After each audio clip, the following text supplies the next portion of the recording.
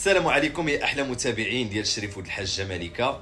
جيت نجاوب على التعليق بحال ديما وكل يوم. ما كايناش لا شي حاجه سميتها القبول في الخاتم. ما كاينش شي حاجه سميتها القبول في الخاتم نهائيا، لان القبول ما كيدارش في الخاتم. واتحدى اي واحد يقول لك حقا خاتم روحاني او خاتم القبول، اتحدى اي مجامعي واي مقدم واي واحد كما بغى يكون نوعه. هذا فقط وسيله للنصب والاحتيال، وسيله للنصب والاحتيال. وانا كنزيد كنأكدها، ما كاينش القبول في الخاتم. القبول كيتصاوب بوحدو، القبول عنده مسائل ديالو، القبول عنده طقوس ديالو ديال الجلب، وكيدار في مسائل ما نقدروش نجبدوها في الفيديوهات كسير المهنه.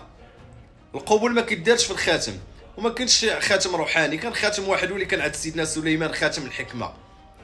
ما كاينش شي حاجه سميتها قبول في الخاتم. وريني دابا هذا الخاتم مثلا، ها هو هذا خاتم كبير وكاين كبر من هذا، فين غدير هذا القبول؟ القبول كيحتوي على 77 عشبه، 77 ماده ديال الجلب وديال الطاعه.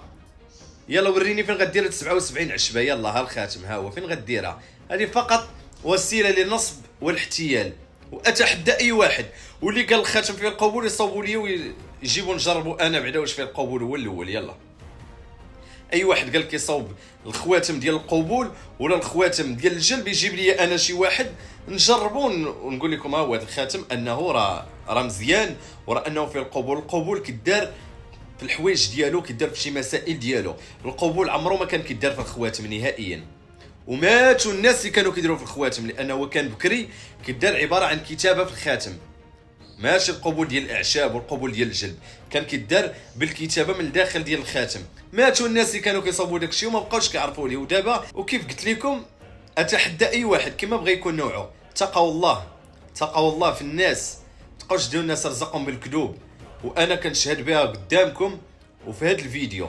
اللي قال كنصاوب شي خاتم فيه القبول يجيبوا لي انا نجربوا بعدا ونعطيكم نقول لكم راه هذا السيد بصح كل شيء نصب واحتيال وكذوب. ما كاينش خاتم فيه القبول نهائيا. القبول كيدار بوحدو، اما في الخاتم لا. وملي غدير الخاتم في يديك وفيه القبول، غتقدر تدخل به المرحاض، غتقدر تدخل به الاماكن فيهم النجاسه. اذا غيتم الابطال ديال هذا القبول.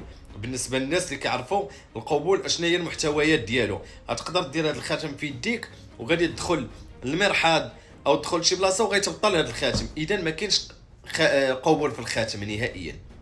والسلام عليكم ومرحبا بكم في الصفحه ديالي. واللي ما مابونيش في الصفحه ديالي دير ليا ابوني ومرحبا بكم ويدير متابعه. وشكرا لكم كاملين اينما كنتم.